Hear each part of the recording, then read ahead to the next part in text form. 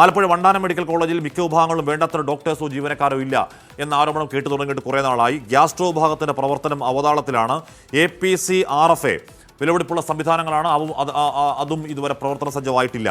അശ്വിൻ പാലാഴി വിവരങ്ങളും വെച്ചിരുന്നു. അശ്വിന്, ഈ APC-RFA സംവിധാനങ്ങൾ അത് കൊണ്ടുവരണമെങ്കിൽ, അത് അവിടെ കൊണ്ടുവെക്കണമെങ്കിൽ സാമ്പത്തികം വേണം. അത് ആ സാമ്പത്തികം കണ്ടെത്തി കൊണ്ടുവച്ചിട്ട് അത് അവിടെ കിടന്ന് പൊടിയും കാറ്റുപടിച്ച് ഇല്ലാതായി പോവുക എന്ന് പറയുന്ന അവസ്ഥ എന്തുകൊണ്ടാണ് അശ്വിൻ? അതൊക്കെ വണ്ടാനം മെഡിക്കൽ കോളേജിനെ സംബന്ധിച്ച് വളരെ ഗുരുതരമായ പ്രശ്നങ്ങൾ തന്നെയാണ്. നിലവിൽ അതിനോടൊപ്പം തന്നെ എടുത്തു പറയേണ്ട മറ്റൊന്ന്, അത് ഡോക്ടേഴ്സിൻ്റെയും ഒപ്പം ആവശ്യമായ നഴ്സ് സ്റ്റാഫിൻ്റെയും ജീവനക്കാരുടെയും ക്ഷാമമാണ്. അത് ഇന്നലെയോ തുടങ്ങിയ പരാതിയല്ല. കഴിഞ്ഞ കുറേ വർഷങ്ങളായി ആശുപത്രിയുമായി ബന്ധപ്പെട്ട ആളുകൾ, ആശുപത്രിയുടെ ജനകീയ ജാഗ്രതാ സമിതിയൊക്കെ ഇത് നിരന്തരം സർക്കാരിനെ അറിയിക്കുന്ന കാര്യങ്ങളാണ്. ഏറ്റവും പ്രധാനമായി പല വിഭാഗങ്ങളിലും ആളുകളില്ലെങ്കിൽ പോലും ഗ്യാസ്ട്രോ വിഭാഗത്തെയാണ് വണ്ടാനം മെഡിക്കൽ കോളേജ് അത് ഗുരുതരമായി ബാധിക്കുന്നത്. നിലവിലിപ്പോൾ തിരുവനന്തപുരത്ത് നടക്കം ആഴ്ചയിൽ 2 ദിവസം വർക്ക് അറേഞ്ച്മെൻറ്റിൻ്റെ ഭാഗമായി ഡോക്ടേഴ്സ് എത്തിയാണ് നിലവിൽ ഗ്യാസ്ട്രോ വിഭാഗത്തിൻ്റെ പ്രവർത്തനം മുന്നോട്ട് പോകുന്നത്. നമുക്ക് ഇവിടുത്തെ ഭാഗവുമായി ബന്ധപ്പെട്ടപ്പോൾ ഒരു ദിവസം 3000 കുറേത്തെ ആളുകളാണ് ആശുപത്രിയിൽ ചികിത്സയ്ക്കായി എത്തുന്നത്. പക്ഷേ അവരെ ചികിത്സിക്കാനുള്ള ആവശ്യത്തിന് ഡോക്ടേഴ്സ് ഈ ആശുപത്രിയിലില്ല, ഈ മെഡിക്കൽ കോളേജിലില്ല എന്നുള്ളത് നാണക്കേട് തന്നെയാണ്. കാരണം ഇത്രത്തോളം പ്രധാനപ്പെട്ട ഒരു മെഡിക്കൽ കോളേജാണ് വണ്ടാനം മെഡിക്കൽ കോളേജ്. ആലപ്പുഴ ജില്ലയിലെ തന്നെ പ്രധാനപ്പെട്ട എല്ലാ ഇടങ്ങളിൽ നിന്നും തീരദേശ മേഖലയിൽ നടക്കം ആളുകൾ ആശ്രയിക്കുന്ന ഏക ആശുപത്രി. ഒപ്പം ജില്ലാ ആശുപത്രിയേക്കാൾ ആളുകൾ ആശ്രയിക്കുന്നത് വണ്ടാനം മെഡിക്കൽ കോളേജിൽ തന്നെയാണ്. അവിടെ ഇത്തരത്തിൽ ഡോക്ടേഴ്സ് ഇല്ല എന്നുള്ള ഗുരുതരമായൊരു പ്രശ്നം നിലനിൽക്കുന്നു. അതിൽ ഒരു പരിഹാരം ഇത്ര വർഷങ്ങളിലെ പരാതികളിലും ഉണ്ടായിട്ടില്ല എന്നുള്ളതാണ് പ്രധാനപ്പെട്ട കാര്യം. ഒപ്പം ഹാഷ്മി സൂചിപ്പിച്ചതുപോലെ ഈ ഒരു യന്ത്രവുമായി ബന്ധപ്പെട്ട പ്രശ്നമാണ്.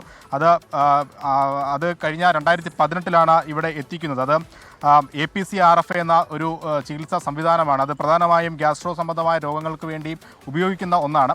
ഈ വണ്ടാനം മെഡിക്കൽ കോളേജ് കഴിഞ്ഞാൽ കേരളത്തിൽ അത് ഫലപ്രദമായി ഉപയോഗിക്കുന്നത് കോട്ടയം മെഡിക്കൽ കോളേജിൽ മാത്രമാണ്. മറ്റ് മെഡിക്കൽ കോളേജുകളിലൊന്നും ഈ APC-RFA എന്നുള്ള സംവിധാനമില്ല എന്നുള്ളതാണ് നമ്മൾ ഡോക്ടർമാരുമൊക്കെ സംസാരിക്കുമ്പോൾ മനസ്സിലാക്കുന്നത്. പക്ഷേ 2018 ആ യന്ത്രം ഇവിടെ കൊണ്ടുവച്ചിട്ട് ഈ 2025 പോലും അത് ഇൻസ്റ്റാൾ ചെയ്യാൻ പോലും അധികൃതർ തയ്യാറായിട്ടില്ല എന്നുള്ളതാണ് ഏറ്റവും പ്രധാനപ്പെട്ട കാര്യം.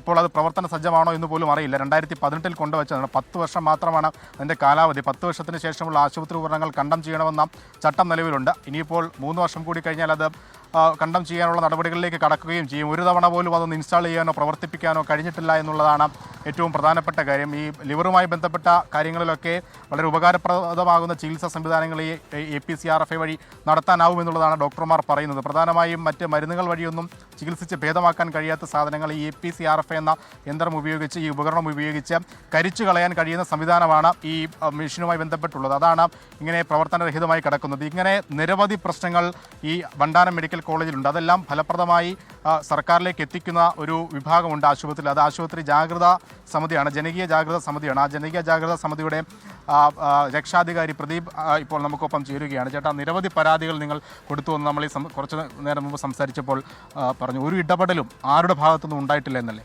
നമ്മൾ നിരവധി പരാതികൾ, അത് മുഖ്യമന്ത്രിയുടെ യാത്രയിലായാലും അതുപോലെ തന്നെ നമ്മുടെ ഇവിടെ മാറി മാറി വരുന്ന സൂപ്രണ്ടുമാർക്കും ഒക്കെ ഈ പരാതികൾ ഇങ്ങനെ നിരന്തരം നിവേദനങ്ങളുടെ രൂപത്തിൽ കൊടുക്കാറുണ്ട്. പക്ഷേ അതിനൊക്കെ അവർക്ക് അവരുടേതായ പരിമിതികൾ വെച്ചുകൊണ്ടാണ് അവർക്കതൊന്നും അഡ്രസ്സ് ചെയ്യാനായിട്ട് പറ്റാതെ. ഡോക്ടേഴ്സിൻ്റെ പരിമിതി, എണ്ണക്കുറവ് എങ്ങനെയാണ് ആശുപത്രിയെ ബാധിക്കുക? ഞാൻ നേരത്തെ പറഞ്ഞതുപോലെ നമ്മുടെ കുട്ടനാടൻ മേഖലയിലെയും കാർഷിക മേഖലയിലെയും തീരമേഖലയിലെയും ഏറ്റവും കൂടുതൽ ആളുകൾ, സാധാരണക്കാരായ മനുഷ്യർ ആശ്രയിക്കുന്ന ഒരു പൊതു ആതുരാലയമാണ് നമ്മുടെ മെഡിക്കൽ കോളേജ് ആശുപത്രി. അതുകൂടാണ്ട് തന്നെ നമ്മുടെ നാഷണൽ ഹൈവേ കടന്നു പോകുന്നത്, അരൂർ തുടങ്ങി കായംകുളം വരെയുള്ള നാഷണൽ ഹൈവേ എപ്പോഴും റോഡപകടങ്ങൾ ഉണ്ടാകുന്ന